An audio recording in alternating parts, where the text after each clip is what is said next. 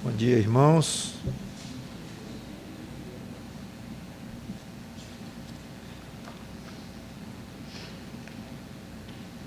Vamos a Êxodo capítulo 19.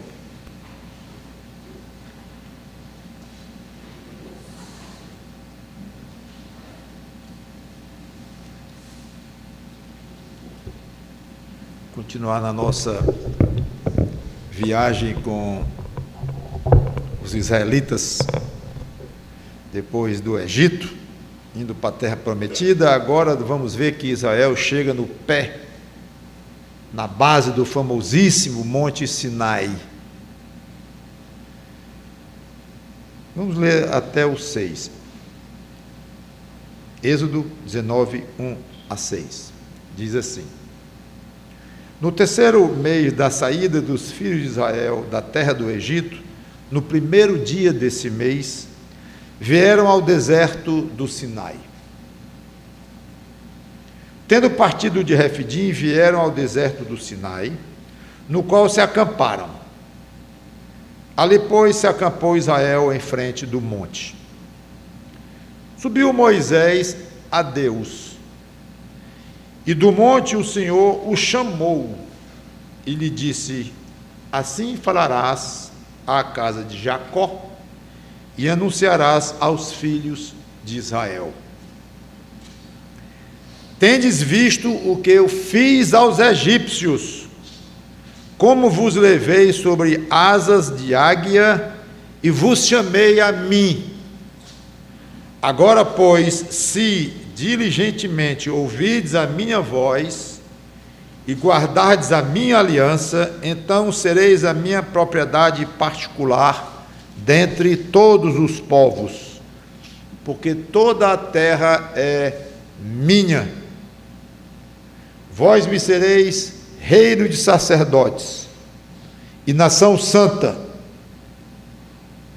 São estas as palavras que falarás aos filhos de Israel. Vamos orar. Santo Deus, nosso bom Pai, obrigado por esta palavra, obrigado por este episódio em que pudemos ver de uma maneira clara a chegada de Israel naquele monte, onde eles receberiam a tua lei.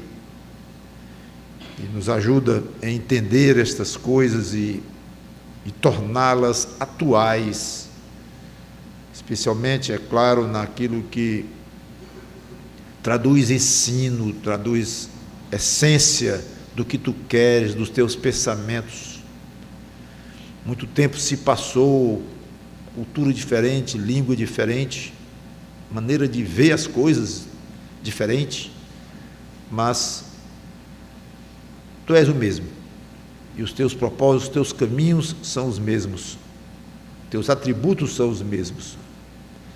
A história muda, tu diriges a história, e dá a ideia às vezes que tu mudas, pode até mudar, mas de um rumo, por causa de mudanças de pessoas, ou mudança tua quase como uma reação à atitude de homens, o que não significa mudança no teu caráter, nos teus atributos, nos teus planos. Não há frustração.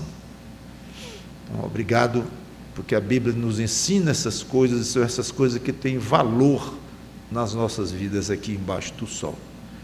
Obrigado por esse tempo, em nome do Senhor Jesus Cristo, amém.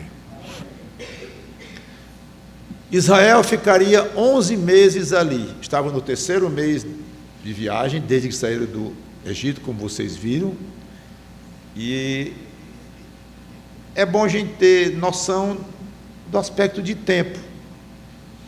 Alguém poderia perguntar: quanto tempo Israel ficou no pé do Monte Sinai ali, antes de prosseguir? 1 mês? 10 anos? Dos 40 que eles passaram no deserto? Diga aí, 1 mês ou 10 anos? Não tenho nem noção. É bom ter, ajuda a entender melhor toda a narrativa das Escrituras. Então, pense em 1 ano, que foi, na realidade, 11 meses, mas quase um ano, nos dá uma noção boa disto.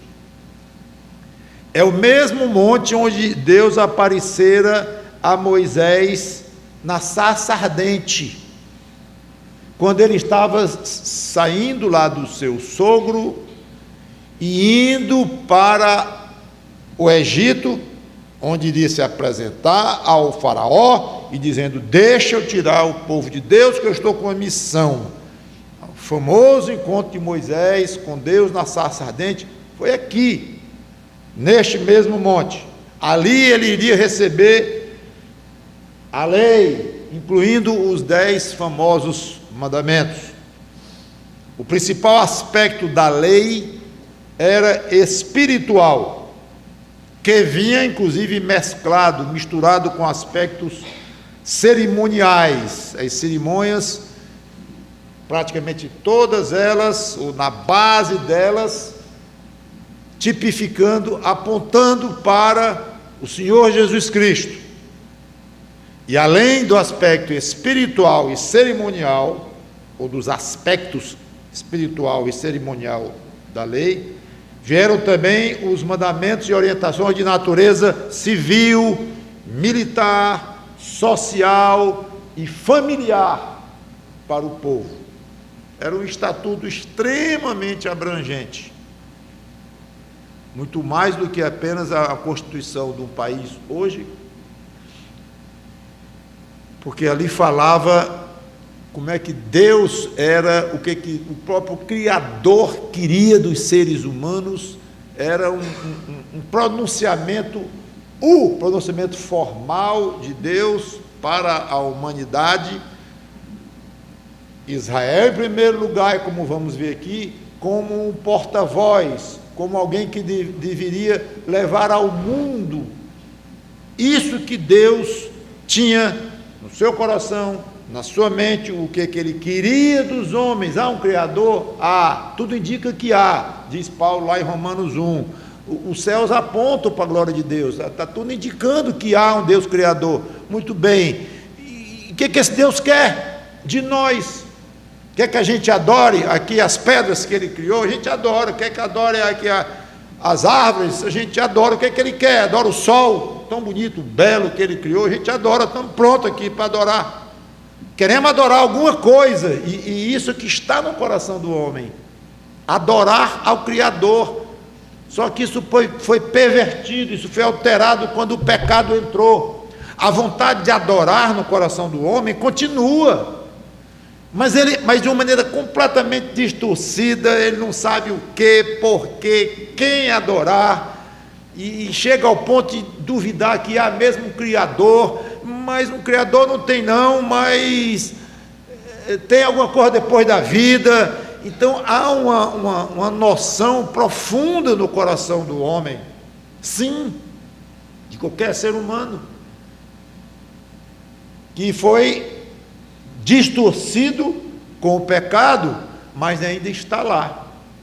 Então o que Deus veio fazer quando chegou lá a Moisés e começou a dar a sua lei, que iria servir de base do que a humanidade, a forma como a humanidade deveria se comportar diante dele, o que é que ele queria. Agora, claro que não foi uma revelação total, mas foi o início da revelação que iria ser total, iria se complementar quando veio o Senhor Jesus Cristo. Que aí foi o ápice do que Deus tinha para dizer para o mundo, para mostrar para o mundo. Mas ali era o começo, e o começo oficial, formal, era isso. Então o que eu tenho para vocês hoje, seres humanos, é isto. E esse isto incluía Israel como o povo que Deus escolheu para direcionar todas essas coisas, concentrar em Israel o envio de profetas, a lei e tudo isso que nós conhecemos, para que Israel espalhasse. É isto. Então, o que está acontecendo aqui, e isso que muitas vezes acontece na Bíblia, é curtinho, poucas palavras, mas de um alcance, de uma importância absolutamente vital para se entender a relação de Deus com os seus seres humanos que ele criou. Então, cada detalhe da vida do povo judeu estava tratado na lei. E os gentios ficaram fora? Não, nós vamos ver um pouco, não vamos estudar a lei toda nessa sequência, não nos propomos a isso. Mas você conhece, você lê a Bíblia certamente, e você sabe que lá tem os prosélitos, os chamados também gentios, e esses eram também os estrangeiros. Ali estava então o mundo todo representado por esses prosélitos. Prosélito é o não-judeu que seria convertido ao ensino dos judeus, convertido a Deus, vamos dizer assim, através dos judeus. Seria como se ele tivesse sido feito um judeu, mas um judeu no sentido espiritual aqui. Deus nunca quis isolar Israel, deixando os outros países, os outros povos de fora. Ele queria que Israel brilhasse e alcançasse o mundo pelo testemunho, pela pregação, pelo ensino, pelo comportamento. Era isso que ele queria. Não devemos. E os judeus entenderam errado. Entre muitas coisas que os judeus entenderam, eles entenderam quase tudo errado. É uma pena. Como nós também entenderíamos se não fosse o Espírito Santo de Deus. Mas eles ficaram orgulhosos. Nós vemos as discussões de Jesus com os fariseus, e os fariseus dando lições a Cristo. Imaginem, né? Nós fomos filhos de Abraão. Então eles se achavam superiores mesmo. Num sentido eram, mas vamos tirar a palavra superior, vamos colocar especial, peculiar, diferente, como o próprio Deus ia explicar aqui e explicou. Muito bem, junto com a lei viriam aqui as instruções para a construção do tabernáculo, que nós vamos ver uma parte também. Durante esses 11 meses que eles ficaram no pé do Monte Sinai, o tabernáculo foi construído.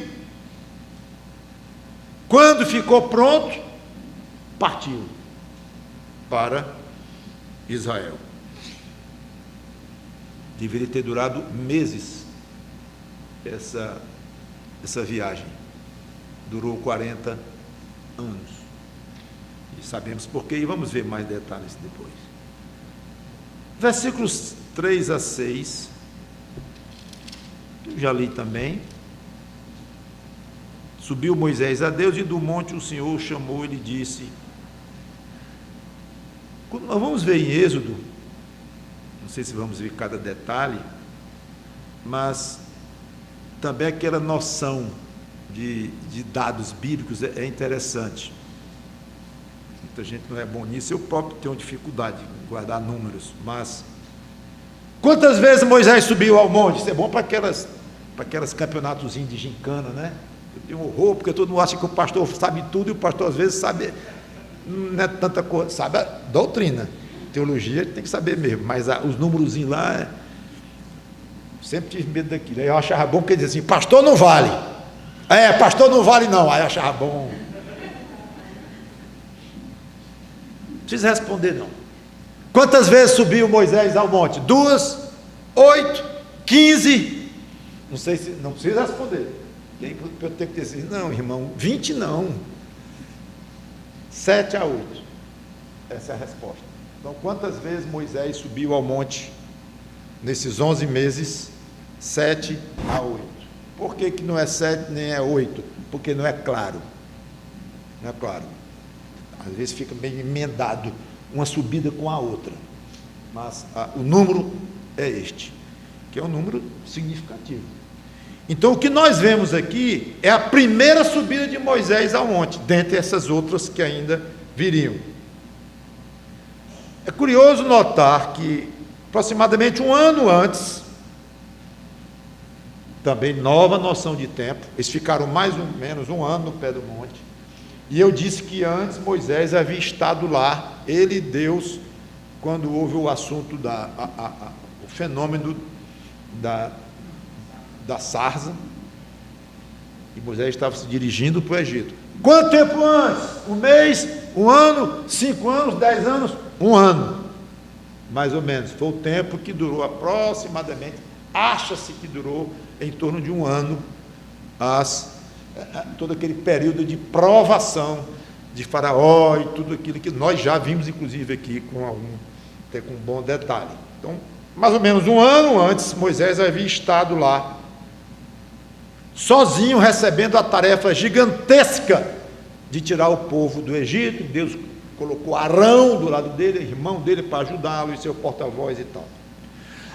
Agora, vemos Moisés no monte, mesmo lugar, novamente sozinho, uma pequena diferença, 2 milhões de pessoas lá embaixo, 2 ou 3. Se calcula que o número de judeus ali era de pessoas, era de 2 a 3 milhões. Então Moisés estava sozinho lá no monte, mais uma vez sozinho, mas lá embaixo, o povo todo, que Deus tinha arrancado a fórceps, como se diz, arrancado na marra das garras do faraó. Nós vemos toda a luta. Então é curioso as duas imagens, né? A gente pensando, sozinho e Deus com a tarefa, vá lá e tire de lá, das garras de um homem poderosíssimo, extremamente sagaz, sabido no mau sentido, negociador, falso, mas às vezes mostrava fraqueza humana e cedia, e parece que queria abraçar a fé em Deus e voltava atrás. A gente viu luta no próprio faraó, curioso. Depois vimos luta nos magos dele e tudo. Vá lá, faça uma tarefa dificílima não, absolutamente impossível e fora do seu alcance, Moisés, mas eu vou lhe dar essa tarefa. Vá lá, porque eu estarei com você. Já vimos isso. 1 ano depois, muito pouco tempo, estava lá Moisés, com todo mundo lá embaixo. E Deus diz para ele, é curioso isso: tendes visto o que eu fiz aos egípcios? Eu disse, Moisés, que ia tirar. Não disse? Eu lhe falei que ia tirar. Você deve ter achado aquilo uma loucura, algo totalmente sem sentido para padrões humanos. E você tem razão se achou assim, porque era. Mas eu sou Deus, eu lhe disse que ia tirar o povo. Cumpri. Moisés, a primeira parte da sua tarefa está cumprida. Você fez, com erros ou sem erros, com falhas ou sem falhas, que todos nós as temos, mas você as temos, não é, eu estou falando aqui como Deus, com todas as falhas que todos os seres humanos têm, como se fosse Deus falando, mas você fez sua tarefa. Agora, lembre-se, nunca esqueça que essa tarefa é sua num aspecto bem, vamos dizer, secundário, Moisés, porque foi eu, Deus, que tirei aquele povo. E ele diz aqui: tendes visto o que fiz aos egípcios, como vos levei sobre as asas de águia, e vos cheguei a mim. É curioso que Deus chamava a atenção: observem, olhem para trás, vejam o que eu fiz. E alguns estudiosos acham que a ideia aqui da águia, asas de águia, é que a águia ajuda o filhote a voar, e ela ampara os filhotes quando começam a voar e querem fraquejar ou cair, ela vai e ampara. Então, a ideia que alguns acham que tem, que é muito provável que seja mesmo, é que Deus disse: eu trouxe vocês, não deixei cair, trouxe vocês até aqui. Mas Moisés, foi eu que trouxe. Foi eu que trouxe. Não esqueça disso.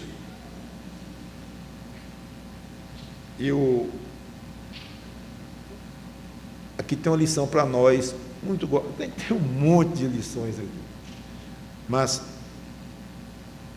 nunca esqueça do que Deus fez com você, nunca,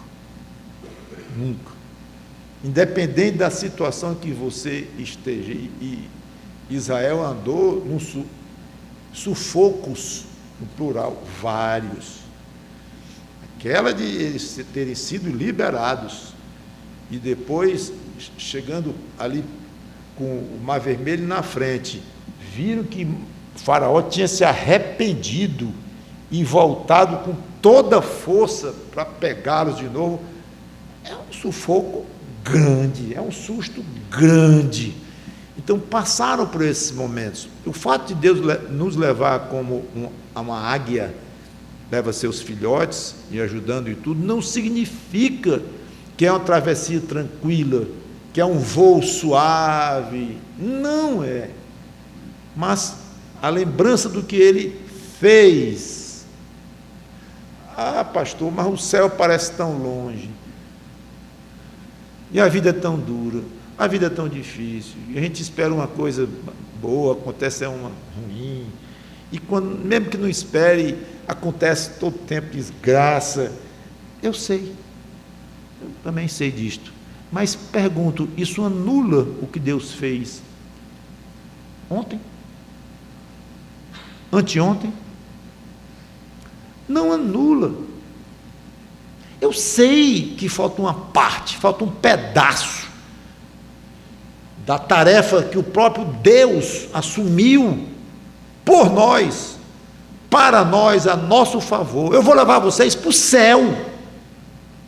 Eu vou levar. Cadê o céu? Eu sei que ele não levou ainda, é óbvio. Nós que estamos aqui, ele não levou ainda. Falta um pedaço. Mas não podemos deixar que esse pedaço que falta estrague o para trás que ele fez. Como é que Moisés podia argumentar? Mas senhor, mas é porque teve muitas dificuldades aqui. Senhor, aquele susto foi grande demais.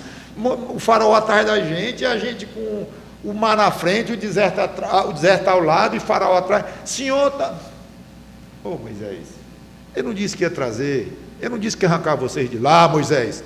Disse, arranquei. Arrancou. Totalmente. Não destruí fisicamente os soldados egípcios na cara de vocês, matando-os afogados dentro do mar. Matou. Então, aniquilou. Tirou.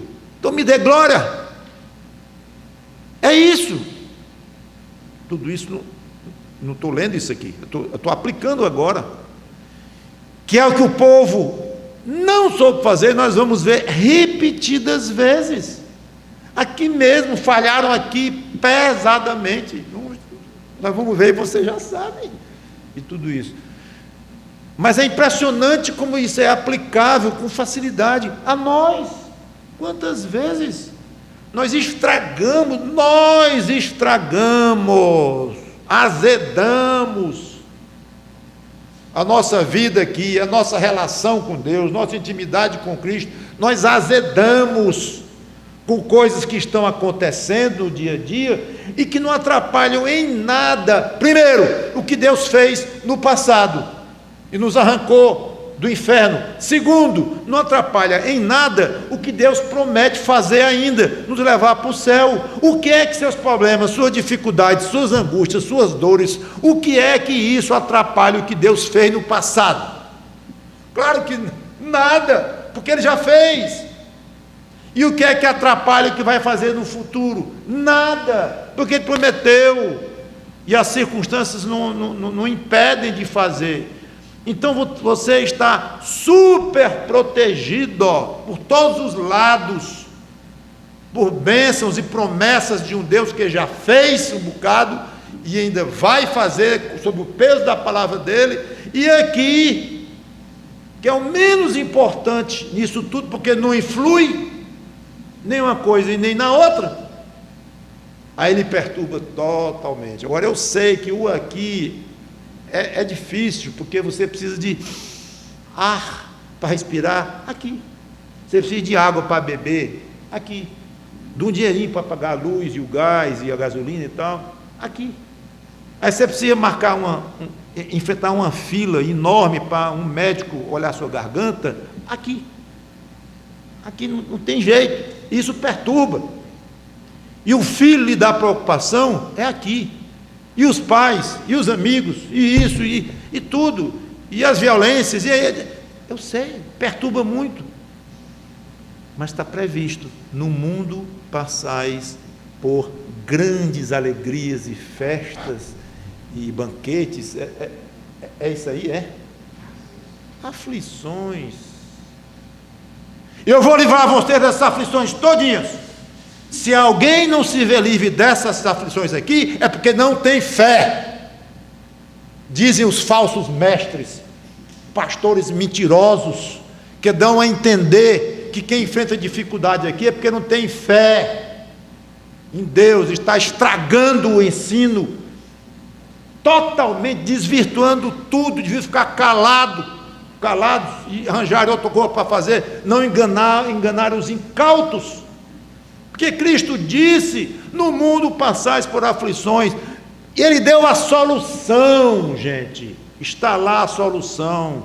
Qual é a solução? Tende bom ânimo. Como é que eu vou ter bom ânimo? Porque eu venci o mundo. Olhe para mim, tenha bom ânimo olhando para mim, ponto. Eu não tenho muito mais coisa para dizer para vocês não. Cristo teria dito ali próprio, ali mesmo, se alguém tivesse perguntado: Senhor, além disso, esse é o resumo. E vocês passam por aflições, não vão se livrar delas, não esperem. Pode viver 10 anos de idade, você pode viver 20, 40, 70, 80, 100, 120, mas você não vai se livrar das suas aflições, nunca. Mas tenha de bom ânimo, calma. Eu também enfrentei, e eu venci. Inclusive aquele vencer dele tem um aspecto, não vou lá que eu estou acabando aqui meu tempo, tem um aspecto obviamente espiritual, no sentido de que nunca pecou e tal, e que nós devemos imitá-lo nisto, lógico. Mas ele venceu no sentido também de não só não pecar, mas de dar um testemunho belíssimo como um ser humano perfeito, como um protótipo da raça humana, como padrão do que Deus queria de um ser humano. Ele deu uma demonstração. Não é só não pecar, não é só não ter sido preto, mas foi branco, brilhante, absolutamente espetacular no testemunho que ele deu. Então tenha de bom ânimo, eu venci o mundo em todos esses aspectos, olhem para mim e vençam também. Mas tentem, esta é a minha receita para vocês. Então vocês judeus aí, façam o que eu vou dizer aqui, e pronto. Agora, acham que vão sem problema nenhum lá para a terra prometida? Não vão, especialmente porque a regulagem desses problemas estará nas minhas mãos, em função da obediência de vocês, porque a eleição deles como povo escolhido de Deus, isso era incondicional, Deus já tinha escolhido, mas as bênçãos que Deus ia derramar, e as circunstâncias físicas aqui, de saúde, e de proteção e tal, e isso era condicional. Muita gente confunde essas coisas e entende as coisas erradas. Então deixa eu só ajeitar para encerrar aqui. Eu pensei que ia falar, ia mais aqui no texto. Quando ele diz aqui,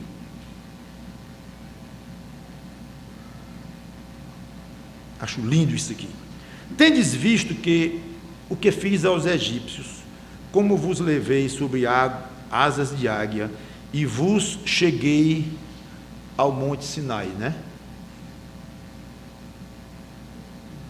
Não? O que tem aí?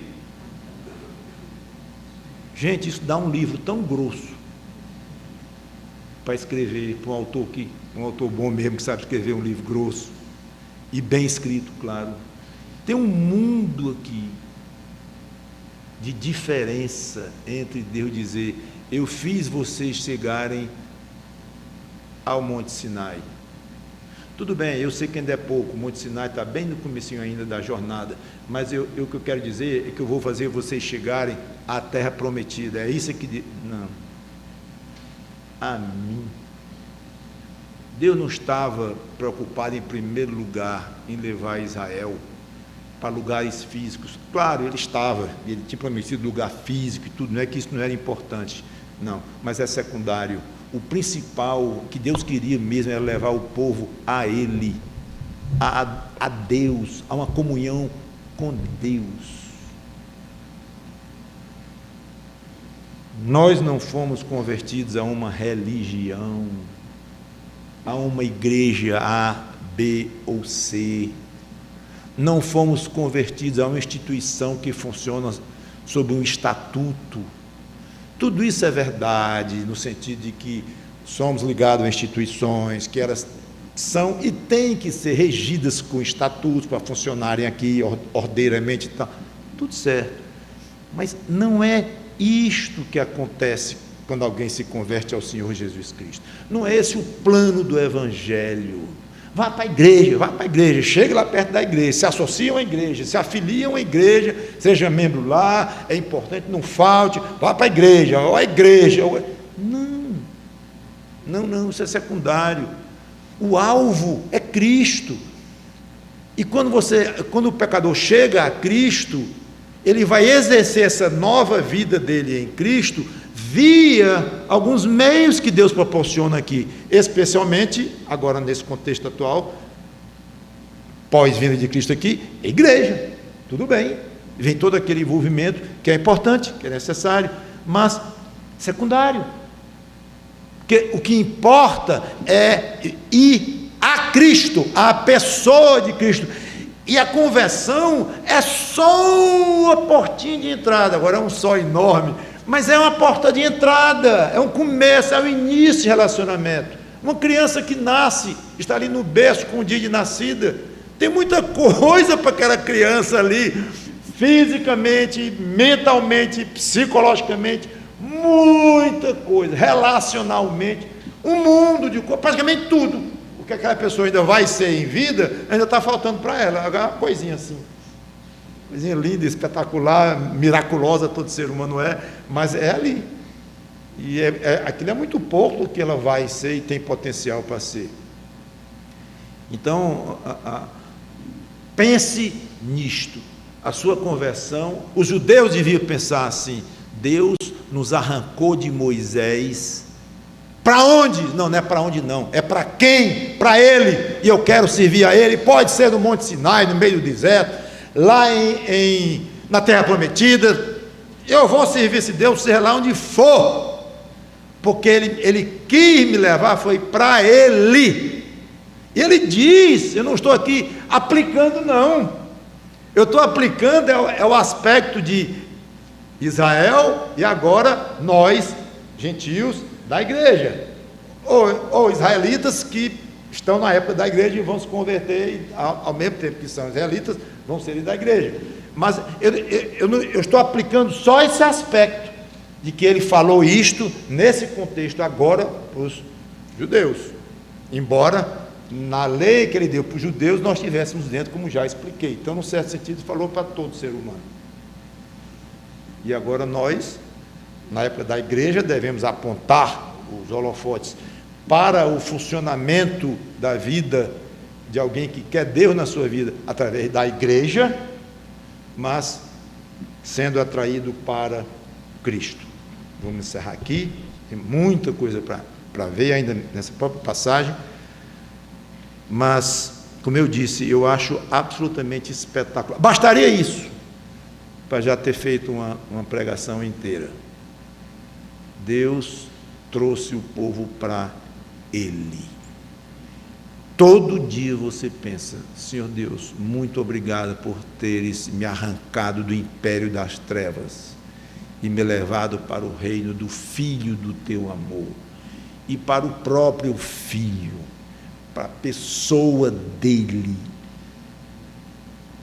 Se cheque, se avalie constantemente como é que está a minha relação pessoal com o Senhor Jesus Cristo. Depois você pensa na igreja, nos pastores, nas suas obrigações cristãs, depois.